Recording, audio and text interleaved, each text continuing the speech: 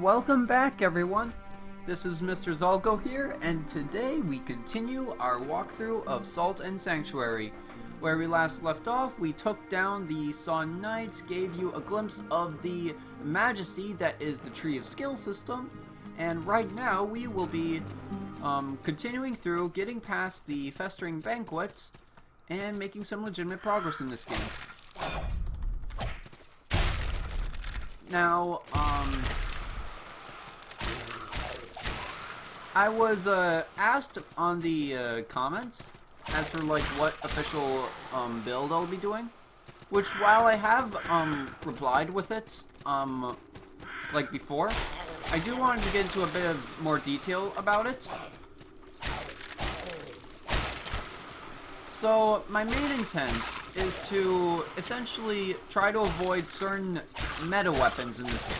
Because while this is a single player title, there are some meta weapons in the game that I would like to personally try to avoid using because it completely trivializes the game. Absolutely trivializes it. And one such example is the Greatsword class. Greatsword class weapons, they have absurdly good reach, very good damage, swing speed's not slow at all, and really, they're just way too good. The Greatsword weapons are just way too good after a few testing on the weapons myself with a certain character I tried. So, yeah, I'm not going to be doing those.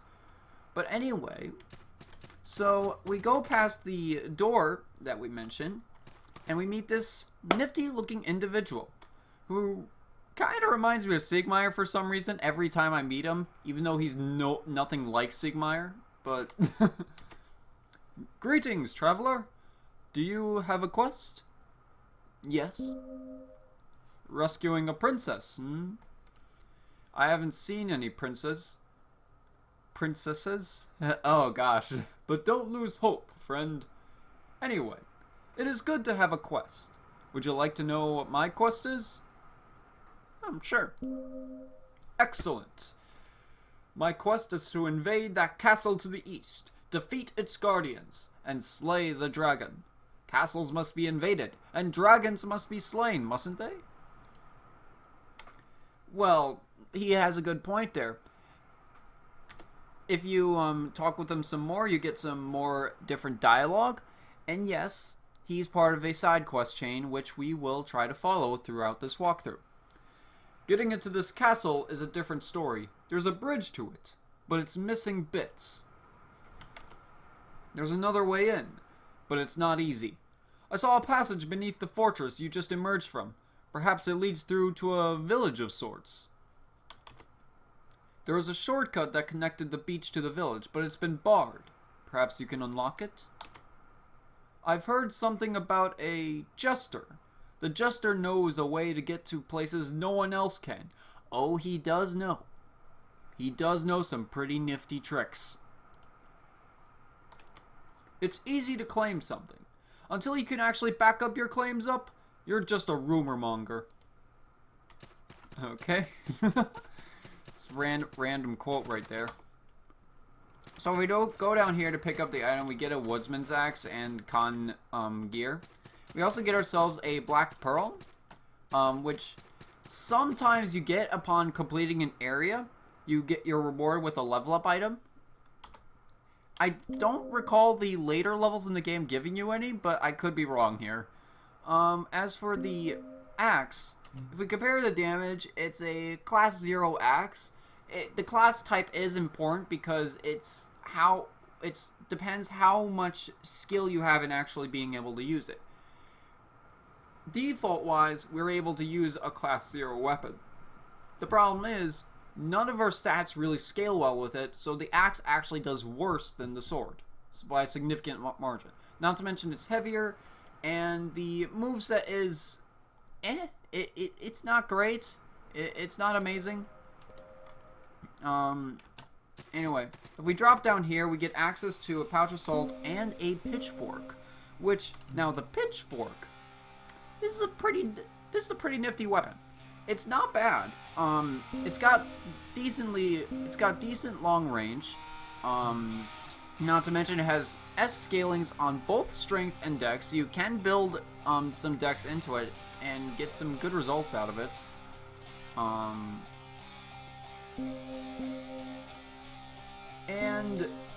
But compared to other spears, it's not great, but it's a good weapon. I'm going to be using it for a while. You can use it to combo with, make some pretty cool combos too. Like if you do this, you get a pretty nifty jump attack. If you do 2 light attacks into a strong, you get this awesome looking like Darth Maul-ass like attack, which is awesome. There's also the secret wall that you can access, which is just a shortcut with a gate at the other end. So it's kind of useless, for now at least.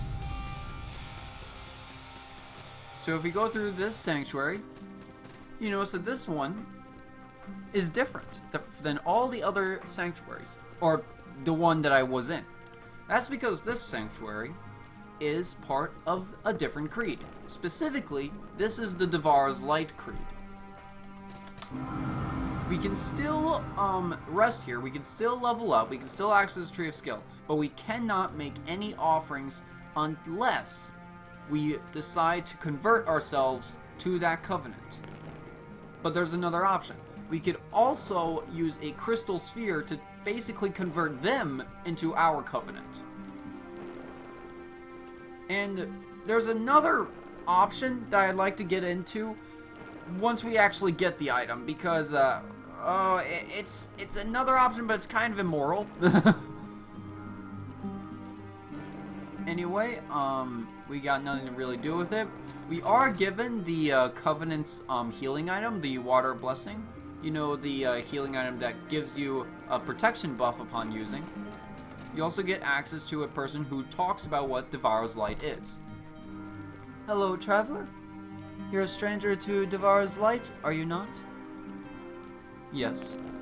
We are pilgrims of the goddess Devara, illuminator of all. Without light, there is nothing. It is said, in darkness chaos dwells, and in chaos there is no hope. Every night the sun sets, and we see her light flicker, in candles, in torches. But the dawn of the next day is her blessing. Chaos is quelled. Order is restored. Those who do not follow Devara are still welcome in this sanctuary. We will see to it that you receive rest and resupply. And that's all the dialogue you can get from her. You also get access to a stone sellsword if you still want to get into co-op with this current character. Now, continuing forward here is kind of difficult. There's a bit of a difficulty scaling from this point forward, but we kind of want the items here. So we're going to grab the Bells of Return, which are essentially homeward bones. It'll take us to the last sanctuary we visited. There's an even better version of a homeward bone that we will be seeing in the upcoming future. We also get access to the Flanged Mace. Now the Flanged Mace is a, it's not bad of a weapon, and it's actually really useful because it's a blunt weapon. And there's a big difference between the two. Because enemies have like these specific resistances, and some enemies have like these absurd resistances to slashing type weapons.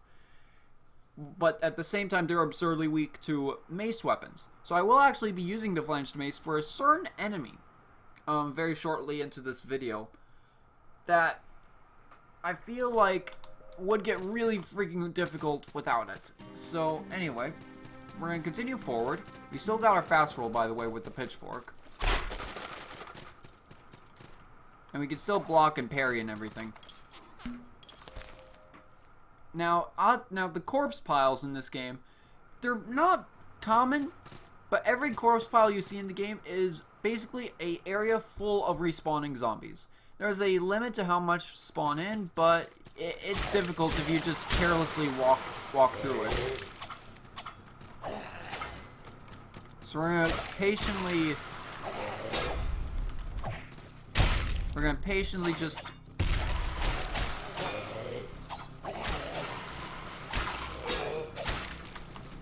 Oh dear.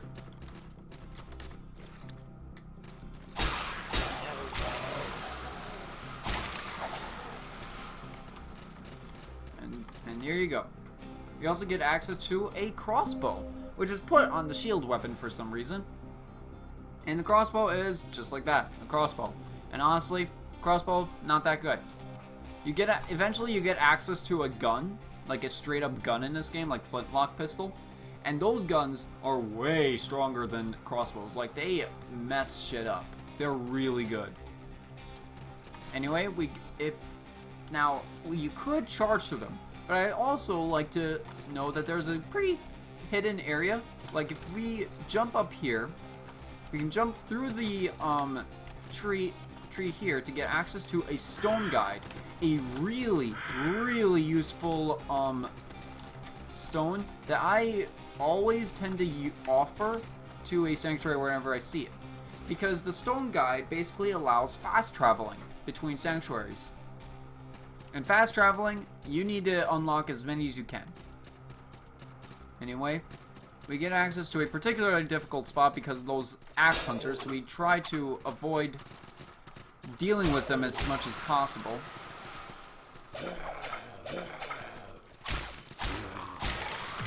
Ah, crap. We get grabbed by a wolfie. But we should be fine.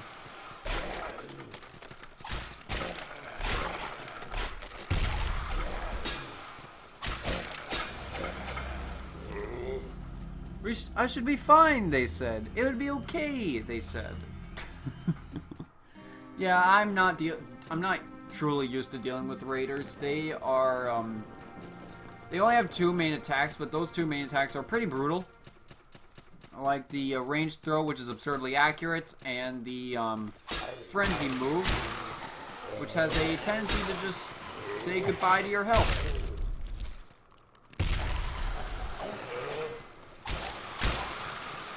But if you were paying attention, you also noticed about the dying system. So, it's a 2-way. It's kind of works, the way the death system works, it's a bit of a 2-way. You lose your salt, and whoever kills you will take that salt onto themselves and make themselves significantly stronger. If you kill that person, you get all your salt back. If you die to gravity, then that salt is turned into a salt bat. A rather weak creature that you can easily kill for some free salt. Gold, however, is permanently lost, but you only lose around 1/10 of your gold. 1/10 of your current gold.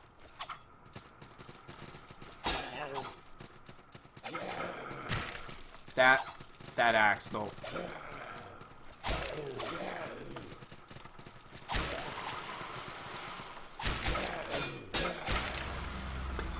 God. And just like that, we lose all our salt. But yeah, that should show you guys about the difficulty of that particular area. In order to better prepare ourselves, we're going to actually switch over to the Flanged Mace, in this case. Show you guys what this item is kind of like. As you can see, Flanged Mace is really good against armored targets, and it's amazing at breaking shields. Like, absolutely amazing. However, warhammers are not meta weapons unlike greatswords, and that's because warhammers are slow, like really slow. Like, you don't know slow unless you've seen a warhammer compared to a standard greatsword.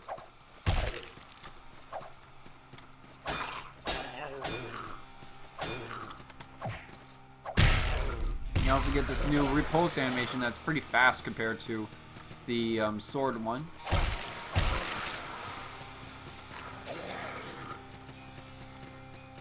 So now our big issue is to deal with the doggo and the axemen.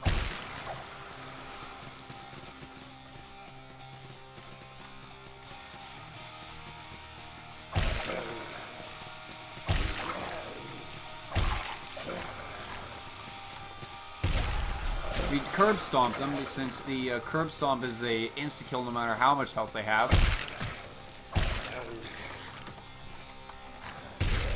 And almost fail it because the doggo was interrupting us.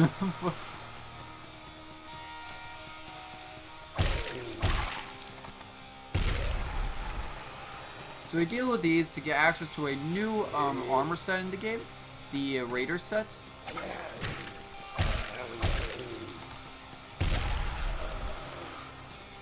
The Raider set, in this case, it gives significantly better protection at the cost of some weight.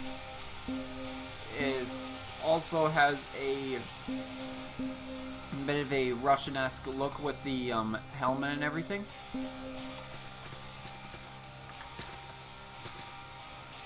We currently still have a decent roll with it, so we're going to roll with this armor set. Because we're not really in the need of the fast roll yet.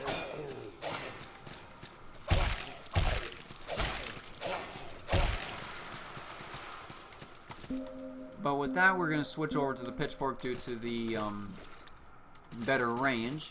And just go from here.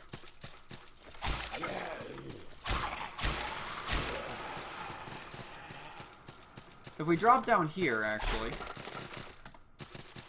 we get access to a slightly new area with a really nice weapon, the infantry poleaxe, which is part of the polearm class weapons that I put in the wrong slot. It's a really nice weapon. Polearms in this game are not bad at all. Mainly because of the fact of the two-handed, the strong attack variant, which are axe movesets. We avoid the tripwire over here because of the little crossbow that's right there in front of us. And if we go into this super dark area, we just hold R, get ourselves a torch. Problem is, we're using a crappy weapon, so yeah. This is what happens when you try and swing a weapon that you're not able to. It's pretty ugly. But if we go through the dark path, there's no enemies in here, and we just get chain set, which is okay. It's not bad. We're not going to be wearing it though, because I feel like it's going to hamper our weight.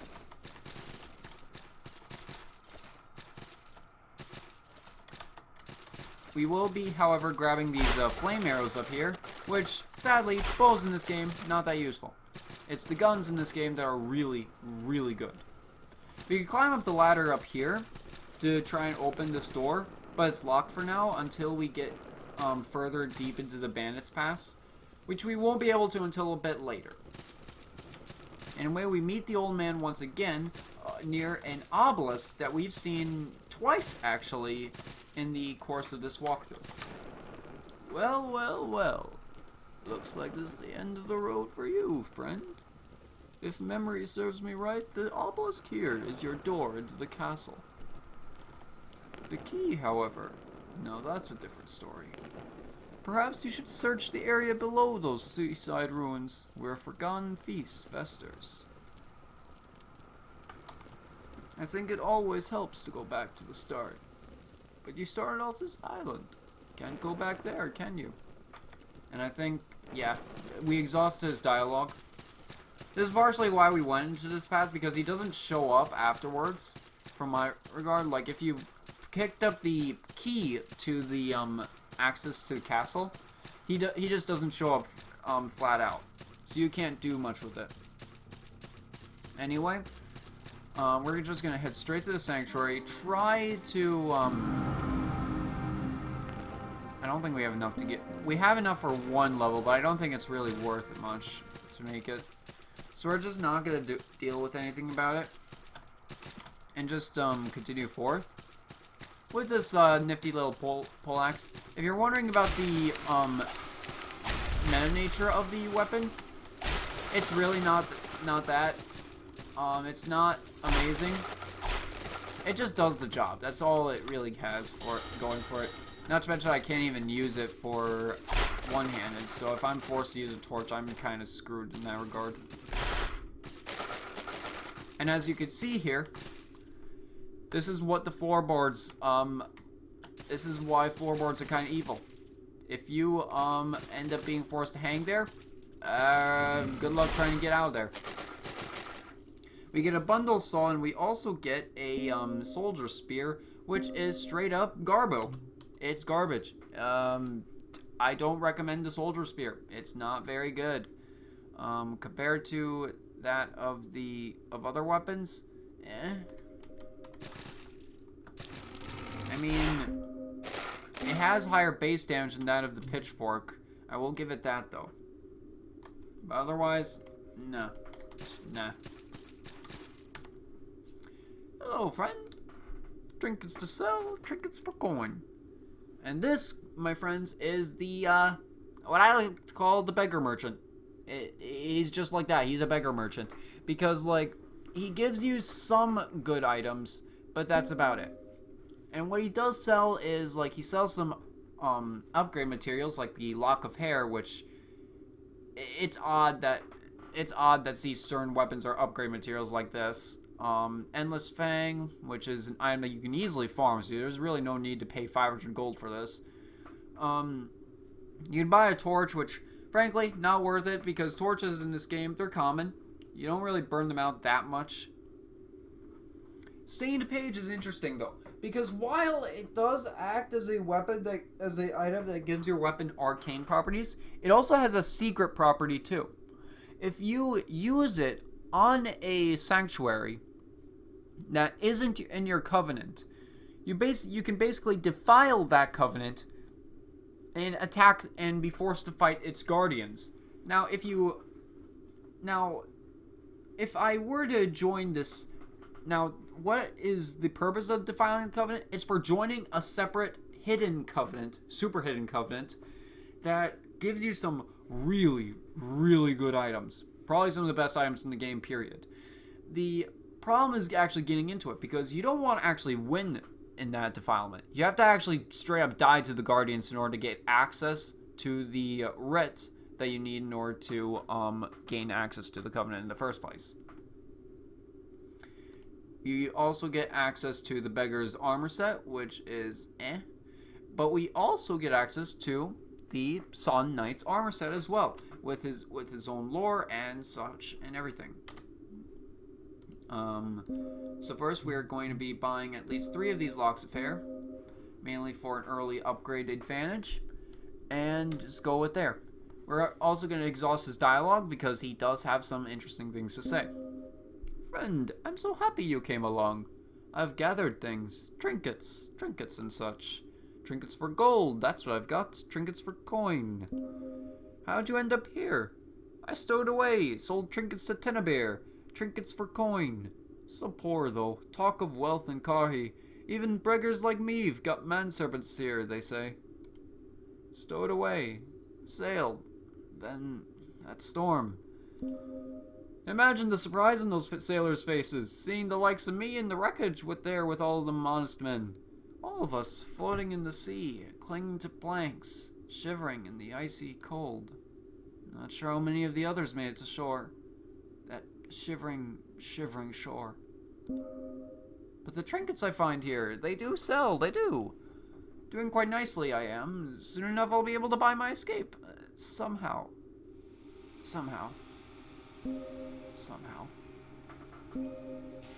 God's bless.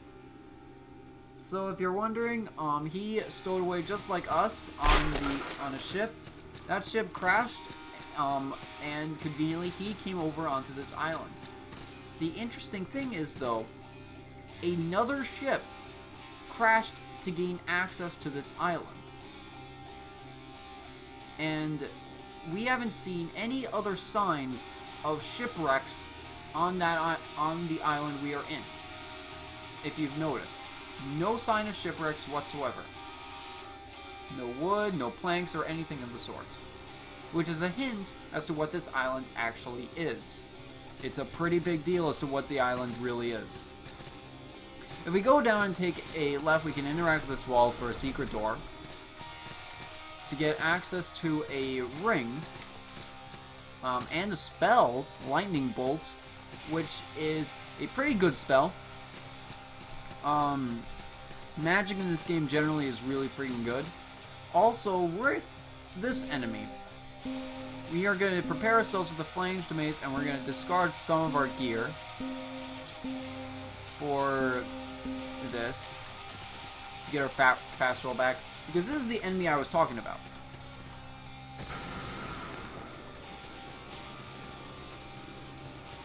This boy here is is a brittle enemy, which means that we have to hit it with strike weapons to do more damage. It has 3 main attacks. One fast one is the strike attack, but I do know how to avoid that, and the easiest one to dodge is jump. So let's deal with him.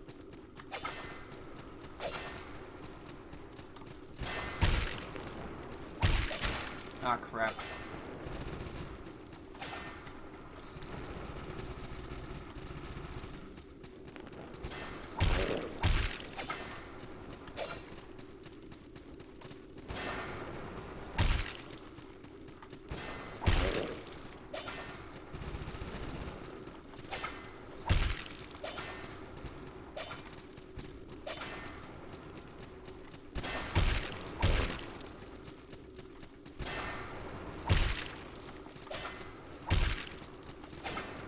One at a time.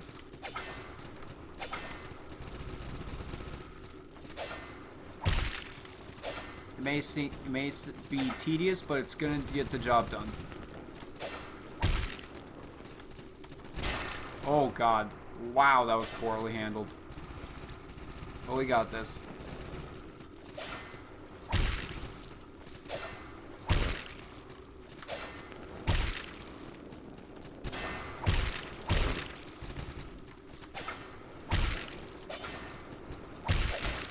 I did it again.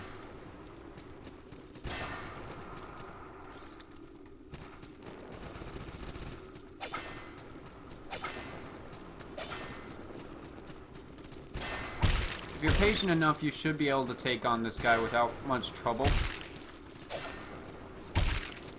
Because his 3 attacks, they're fairly predictable. All he really has is intimidation factor and his damage output. And now I'm not going to fight him from that close to the wall because, believe it or not, enemies can actually go through area transitions. Yeah, it's not fun seeing a big enemy just go through a doorway.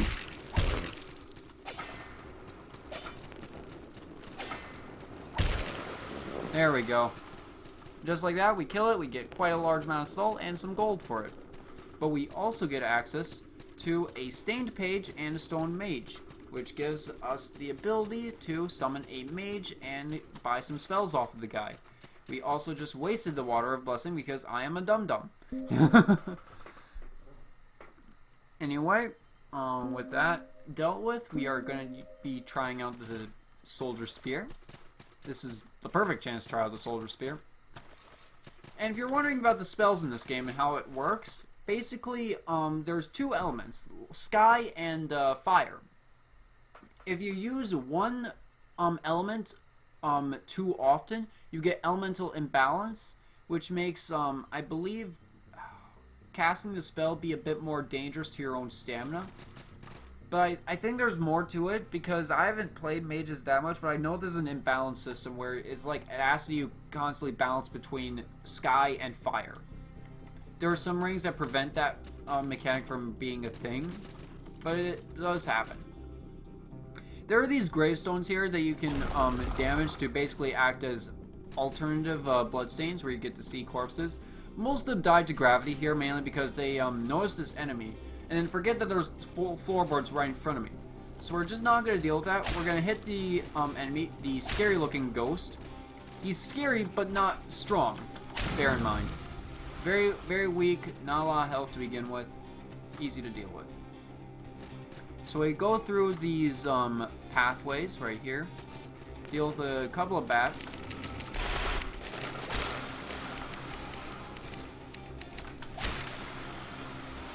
And then, once we open this door, we get access to the original sanctuary. Now this is the point where I do end up making an offering to a stone guide, and I believe, since we don't have access to a blacksmith now, no, we're not gonna do a blacksmith now. Want to go somewhere? Okay, essentially this guy is our fast travel system. We can use those to travel to any sanctuary we want, but there's a caveat. Without the guide, we can't access any of the we can't go back to where we originally were unless we buy these calling horns, which gives us the ability to travel to any sanctuary with a guide. This is why whenever I claim a sanctuary, I tend to grab a stone guide, offer a stone guide as soon as possible. Anyway, we're going to talk to this guy. I've traveled all over the place. If you've heard of it, I can get you there. Does he has a story? No, he doesn't. So we just leave him be. Go easy, man.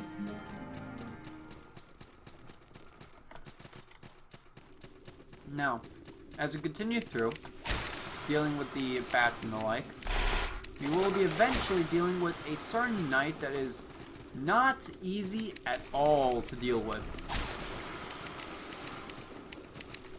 Like, really hard. It will come after we utilize this secret wall to open this chest and gain access to a Kismet Stone. The Kismet Stone increases our item luck rate, which basically means better farming chances for certain monster items. And trust me, some monster items are kind of brutal to grind for. Say for example, a certain enemy from the a torture chamber, whose weapon is absurdly difficult to actually grab, and these particular enemies are rare. But in any case, if we go through this door, we get access to a new location.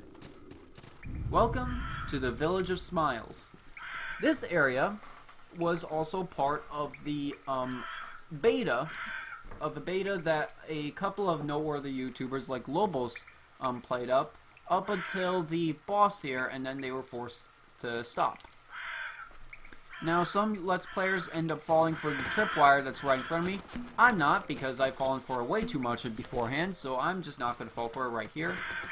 And here we see 2 doggos and a Bronze Knight.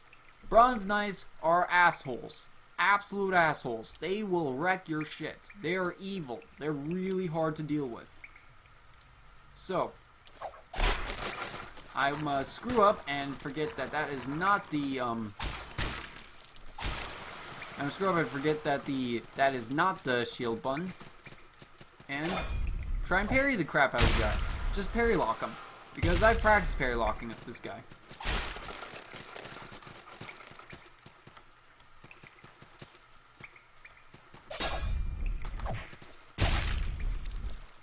A lot of health, but if you do hit him with a couple strong attacks, you can force a curb stomp, which just instantly kills the guy. But you have to parry him and get a single attack in each time you do it. And you gotta be consistent with it, otherwise you're gonna die. The sword Bronze Knights are by far the easiest of the bunch, and the axe Bronze Knights are the worst. So we deal with these couple of enemies here. We mess up the parry just a bit. So we force ourselves to eat a beautiful bread roll. Head up to get ourselves some upgrade materials and a pouch of salt.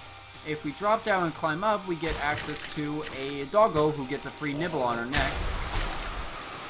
Wonderful. And a midshipman's dirk, a dagger.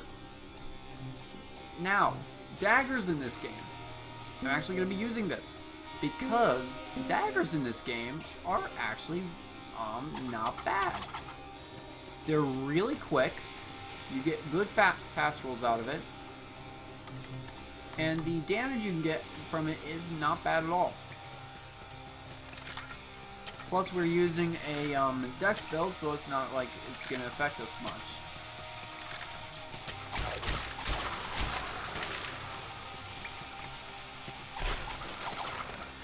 There is a specific point where I'm going to forego this dagger though. especially in the castle, because there's a certain flame skull that has absurdly good poise and has a tendency to just burn through your health just like that. So you need better ranged weapons to actually deal with them a bit better, a bit more easily.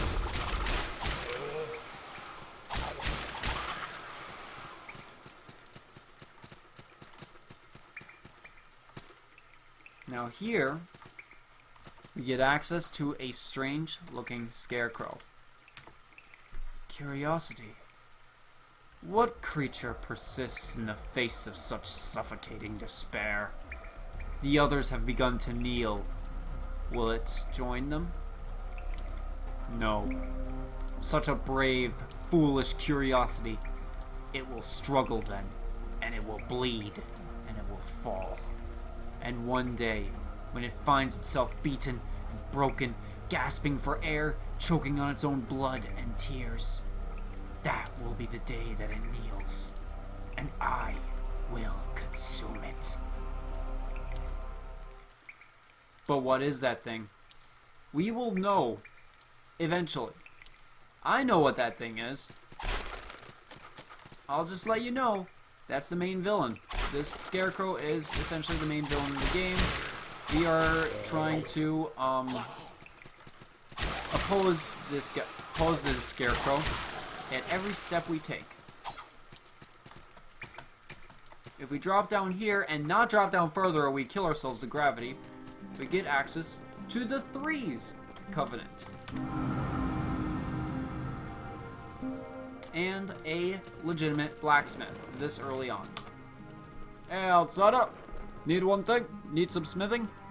Why did I say that? Anyway, with him we can buy ourselves some weapons, but it's nowhere near Markdoor quality, so we're not going to be getting as many starter weapons at the start. We do get access to a Midshipman's Dirk, what we were just using. The Arming Sword, a really crappy sword. The Varangian Spatha, which is our starting weapon in the game. Woodsman's Axe, a spear, and a bow. We can get a couple of shields. Some of them are good, some of them are pretty bad though. Like, say, the Wooden Targe, which despite having a 100% chance strike defense, it has really low stagger reduction compared to that of the Heater Shield or the Toothus. You also get access to con items because, yeah. We can also upgrade our weapon. Now this is where it gets interesting. We can currently upgrade our dagger to a high quality. But do we want to do that? I actually am.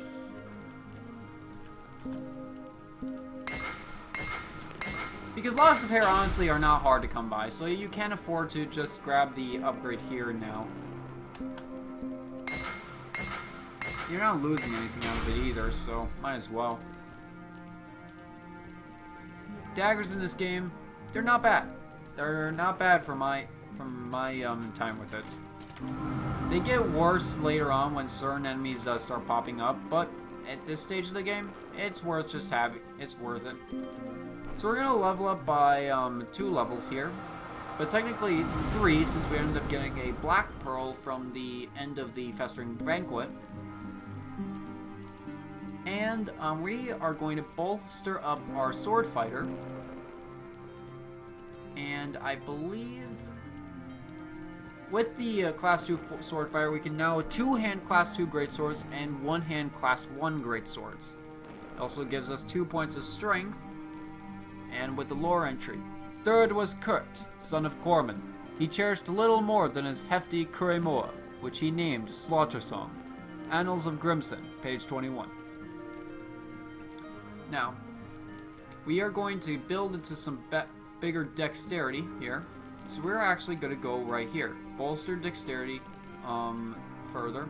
Our expedition began on the 14th day of the month of harvest in the year of Ulrush 472. The purpose of the ranging was to track, hunt, and eliminate Gnarland constructs that had been terrorizing smaller villages to the northeast of Livin, the fully north Knoll Horror, south 2. I believe that's what it is, or stanza 2. Anyway, with that bolstered dexterity and some lore entries held, we are going to continue forward to the left instead, because we continue right and we essentially complete the area.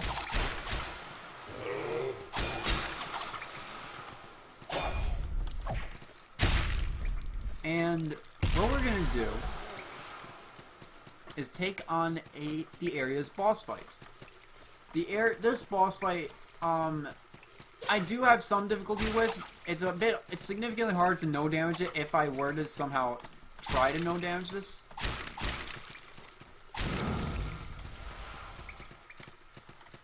So we are going to be careful about it.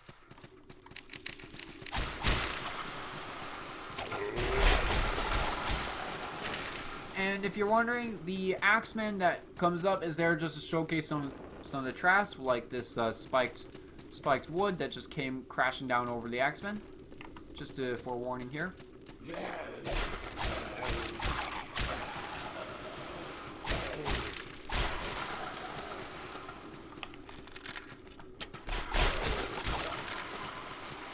And we are forced to deal with another Bronze Knight. With some effective parrying, though, we should be able to deal with it and get annoyed by that random drowned soldier there. What the hell is he doing?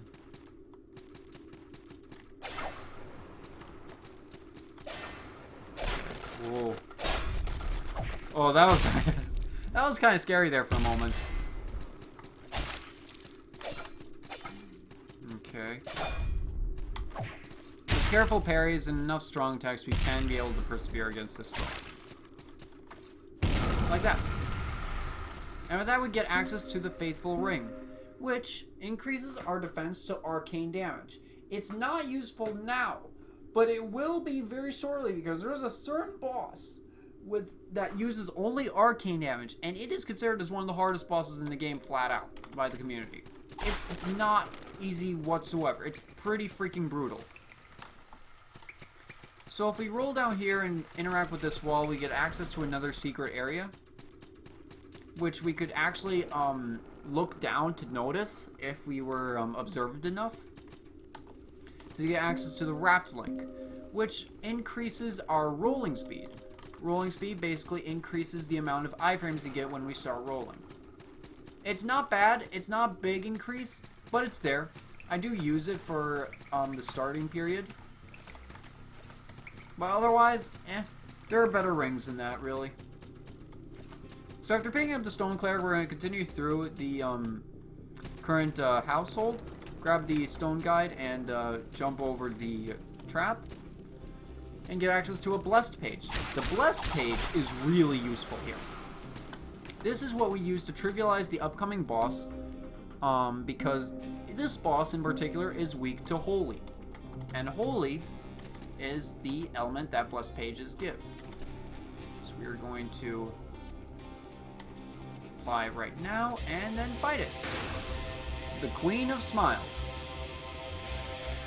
Quite a few attacks. One main one is the charge, which you can dodge pretty effectively.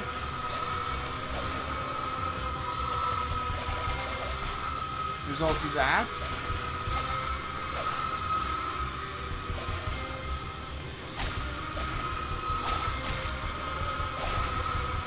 If you're careful enough, you should be able to dodge most of her attacks, really. Which is similar to that of the Saw Knight in that regard.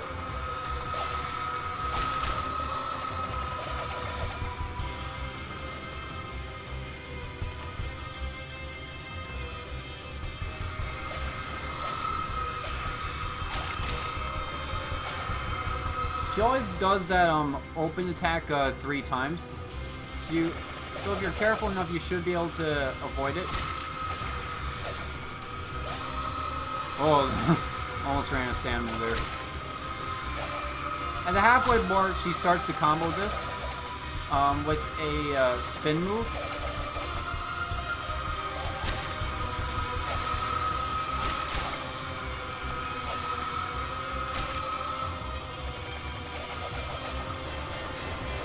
But honestly, the spin attack is really easy to dodge. And we took a hit, so rip the no damage run. rip the dream, boys. But it was not really going to happen anyway, knowing my track record with the dragon that the Nameless Knight talked about. Because I suck fighting the dragon. You'll see it in the walkthrough. It's embarrassing. It's embarrassing how hard I struggle with him.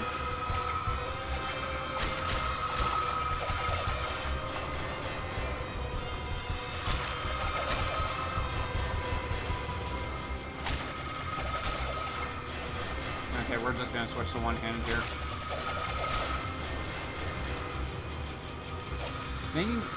She's using some pretty good projectiles here to keep me on my guard. Can't really see her from there. If you look around the arena, you can see a bunch of the corpses with smile marks on their faces. Because Queen of Smiles lore, kind of fucked up. Pretty fucked up if you actually like go to read it. And I was busy trying to pay attention to the lore while getting bombarded by her attacks. Okay, I'm not gonna die here. I know this fight way too well to die to this. Proceeds to get hit.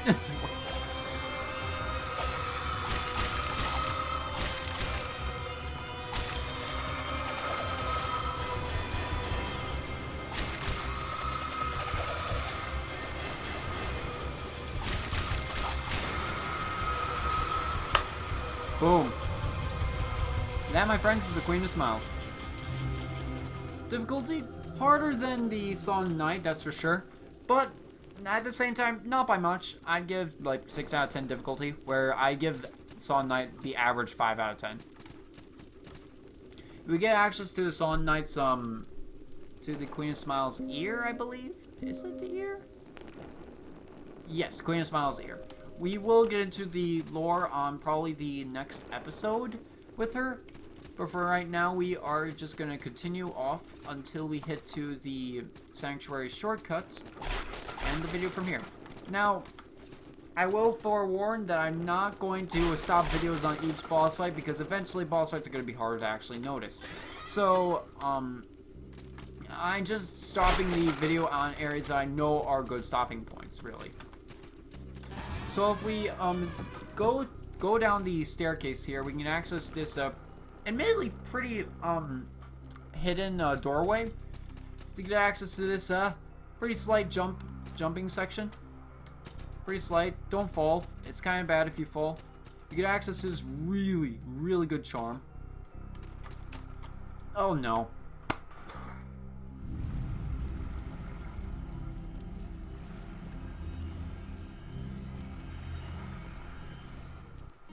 Honestly, I'm not surprised. Because that particular jump section is a bit brutal. Well, in any case, I could take that as a little stopping point. And the next episode, we'll grab that salt while we are down there. And just start the video from there, you know? So, anyway. Before we end the video, I'd like to showcase the Bloodflower Charm, which are essentially upgrades to your weapon, like that you can apply to different weapons. You can only have one at a time, but each one tends to be pretty good. Like this one, which just flat out increases your straight up damage. So not bad of a choice. You get this neat little cosmetic appearance on your item. It sometimes even glows when you attack a weapon with it. Anyway, with this in mind, I hope you enjoyed the video. I hope you got some good information out of it, and we'll see in the future what future build I will hold. See you guys. Mr. Zalgo out. Peace.